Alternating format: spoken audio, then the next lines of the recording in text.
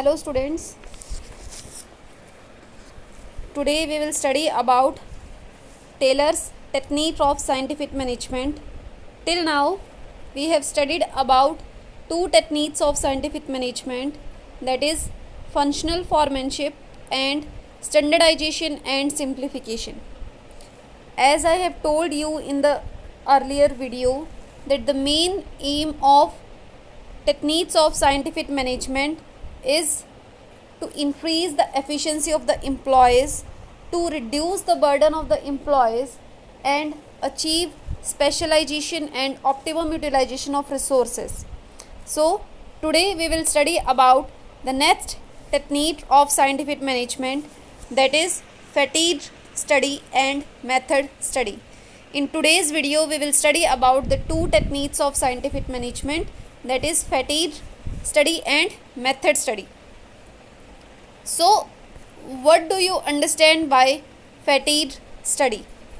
Basically fatigue का मतलब होता है थकान. Whenever you do any type of work, जब आप किसी भी तरह के काम को करते हैं तो एक लेवल के बाद योर एफिशिएंसी स्टार्ट्स डिक्रीजिंग. आपकी एफिशिएंसी जो है वो रिड्यूस होना शुरू हो जाती है. इसी एफिशिएंसी में जो ये रिडक्शन देखा जाता है, इसी रिडक्शन ऑफ एफिशिएंसी को दूर करने के लिए, to remove the reduction of efficiency in the employees, Taylors ने हमें एक टेक्निक दी है कि हम दोबारा से हमारे एम्प्लॉयज़ की एफिशिएंसी को जो है वो इंक्रीज़ कर पाएँ. That is fatigue study. Fatigue study seeks to determine the amount and frequency of rest interval in completing a task.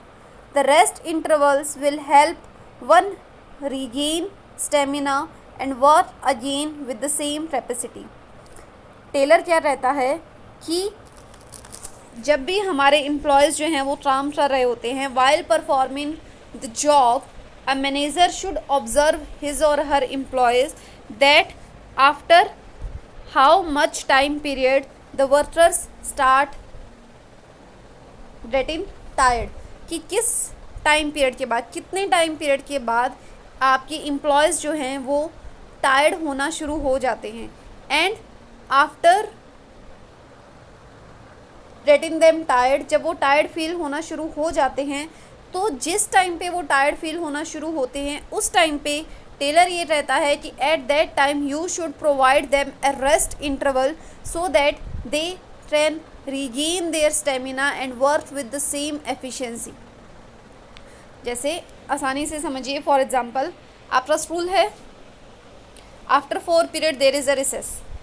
क्यों? क्योंकि 4 पीरियड लगातार पढ़ने के बाद अगर हम 4 पीरियड कंटिन्यू स्टडी करते हैं तो इन द 4th पीरियड आपकी एफिशिएंसी, हालांकि रही बच्चों की 3rd में भी डाउन होनी शुरू हो जाती है और रही उनकी तो 1st में ही डाउन ही होती है. 4th period, in the 4th period आपकी एफिशिएंसी जो है, यानी कि आपकी माइंड की जो कैपेसिटी होती है चीज़ों को कैप्चर करने की, that efficiency starts reducing. So a break is provided, a recess is provided. आप अपने फ्रेंड्स के साथ बात करते हैं, आप लंच करते हैं, इधर उधर घूमते हैं. सो उस चीज़ से क्या होता है, आपकी माइंड जो है वो रिफ़्रेश होता है और आपका माइंड जो है वो दोबारा इस पोजीशन में आ जाता है कि वो दोबारा चीज़ों को कैप्चर जो है वो कर सके जो आपको पढ़ाया जा रहा है. सो इसी तरह से Taylor also suggested that a manager should observe an worker when he is performing a job. Taylor ये कहता है कि जब भी आप फैटीग, अब मैं बता रही हूँ कि procedure of doing the fatigue study, Taylor ने किस तरह से बोला है कि आपको जो रेस्ट इंटरवल प्रोवाइड करवाने हैं वो रेस्ट इंटरवल आप किस तरह से प्रोवाइड करवाएंगे. ओके, तो ध्यान से सुनिए. Taylor suggested to observe an average employee when he is performing a job. Taylor ये कहता है कि आप एक एवरेज एम्प्लॉय को ऑब्जर्व करिए जब वो जो भी ड्यूटी आपने उसे दी है उस ड्यूटी को कर रहा है. And note down the time when that employee starts getting tired. और फिर आप नोट डाउन कीजिए कि तब आपका वो एम्प्लॉय जो है वो थकना शुरू हो जाता है. And when his efficiency level starts decreasing, then give him a break. और जैसे ही आपको लगे कि उसका एफिशिएंसी लेवल जो है वो रिड्यूस होना शुरू हो गया है, आपको उसे एक ब्रेक जो है वो देना चाहिए। This time can be noted to decide frequency of rest interval and during break after how much time the worker became fresh. तो in fatigue study there are 3 things: the frequency of rest interval, the duration of rest interval and the number of rest interval।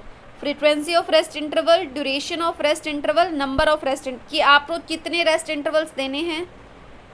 8 rest interval की duration जो है वो कितनी होगी, 10 minute, 15 minute, 20 minute, 5 minute, कितनी ज़्यादा duration होगी। और फ्रीक्वेंसी ऑफ रेस्ट इंटरवल, कितने टाइम के बाद जो है वो आपको देना है रेस्ट इंटरवल, 1 घंटे बाद, 2 घंटे बाद, 3 घंटे बाद। ओके, तो in fatigue study there are 3 things, that is frequency of rest interval, duration of rest interval, number of rest interval. 3 तरह की चीज़ें जो है वो नोटिस की जाती है कि कितने टाइम पीरियड के बाद आप रेस्ट प्रोवाइड करवाएंगे, आपके रेस्ट इंटरवल की ड्यूरेशन क्या होगी, और कितनी बार आप रेस्ट इंटरवल जो है वो प्रोवाइड करवाएंगे। देखिए, it is the responsibility of yourself and your employer to manage the fatigue which is faced by your employees. क्योंकि अगर हम कंटिन्यूसली काम करते हैं तो कहीं ना कहीं एक टाइम पीरियड के बाद इट इज़ नेचुरल कि हमारी एफिशिएंसी जो है वो रिड्यूस होना शुरू होती है। तो उस एफिशिएंसी को दोबारा रीबिल्ड करने के लिए, उस एफिशिएंसी को दोबारा रीगेन करने के लिए इट इज़ नेसेसरी कि आप एक रेस्ट लीजिए। जैसे मान लीजिए घर में सारा दिन काम करते हैं तो मम्मी जो है वो थक जाती है, तो थोड़ा टाइम नैप लेती है ना कि बेटा एक बार डिस्टर्ब मत करो, मुझे आराम करने दो, ताकि वो उस टाइम पे वो क्या होता है कि वो अपनी एफिशिएंसी को दोबारा रीबिल्ड करती है, रीगेन करती है, ताकि वो दोबारा उसी एफिशिएंसी के साथ काम कर सके।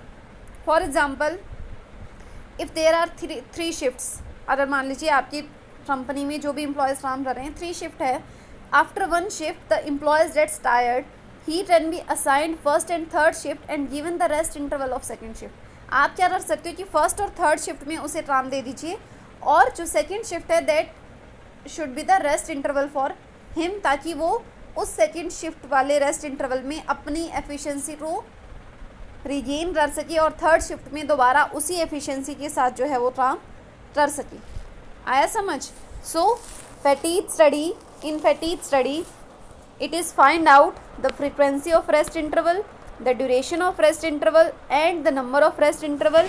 टेलर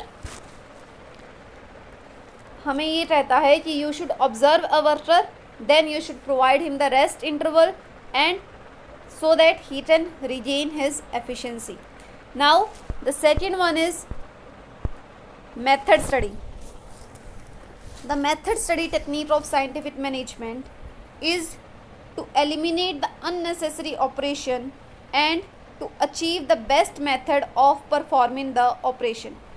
method का मतलब होता है procedure, sequence of activities, sequence of steps which is followed to perform a specific task।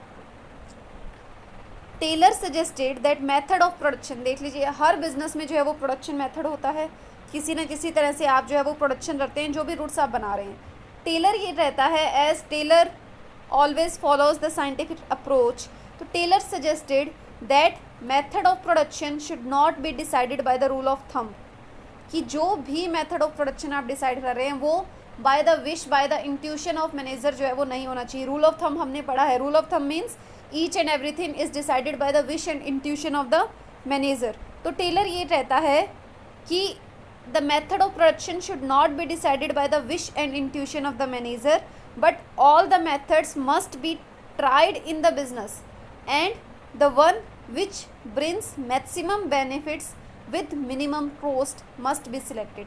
कि जितने भी मेथड ऑफ प्रोडक्शन है, फॉर एग्जांपल आपको बिस्किट बनाने हैं, आपकी कंपनी है बिस्किट बनाती है, बहुत सारे मेथड्स है बिस्किट बनाने की, आप हर मेथड को ट्राई करके देखिए। टेलर ये कहता है कि आप हर मेथड को अपने बिजनेस में ट्राई करके देखिए, और जिस मेथड से बिस्किट बनाना आपको सस्ता पड़े और क्वालिटी भी अच्छी आए, उसी मेथड से जो है वो आप बिस्किट बनाना शुरू करेंगे। Okay, to determine the best way there should be certain parameters okay तो टेलर ये रहता है कि आप जो भी डिसाइड कर रहे हैं, द ऑब्जेक्टिव क्या था मेथड स्टडी का, is to minimize the cost of production.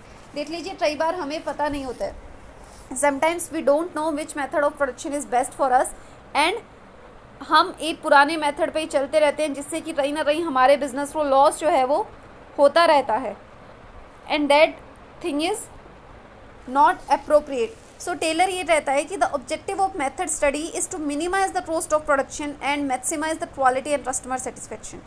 Okay, Ford Motors is the biggest example. They followed the method study and achieve good result. For example, production of shoes. For the production of shoes there can be labor intensive method and machine intensive method. आपको shoes का production करना है, there are two methods, labor intensive technology और capital intensive technology. To find out which is the best management, you must evaluate the cost of production. Taylor ये रहता है कि जो भी मेथड ऑफ प्रोडक्शन आप डिसाइड कर रहे हैं, उस मेथड ऑफ प्रोडक्शन को चूज़ करने के लिए आप उनकी कॉस्ट ऑफ प्रोडक्शन जो है वो इवेलुएट कीजिए, फिर उन दोनों की कॉस्ट ऑफ प्रोडक्शन जो भी आती है उसको कंपेयर कीजिए, and which provide you the minimum cost and the maximum benefit, that method should be selected as the best method for production. तो आज की वीडियो में हमने फैटीग स्टडी और मेथड स्टडी के बारे में पढ़ा। फैटीग स्टडी मीन्स टेलर ये रहता है कि after some time the employees efficiency starts reducing, so the manager should provide them a rest interval so that they can regain और रिबिल्ड देयर एफिशिएंसी।